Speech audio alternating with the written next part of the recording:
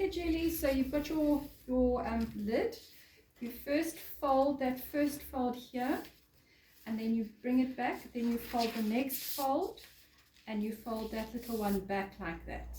And you do that all the way around. So you first fold that one, then that one, and then you fold it back. Fold it, and this small little one back. And again, fold it, and bring that one back.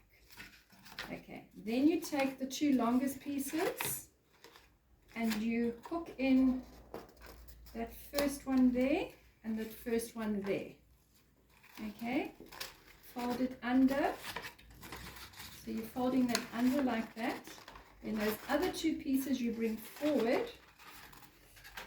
and you bring that one up over and down. I'll show you again.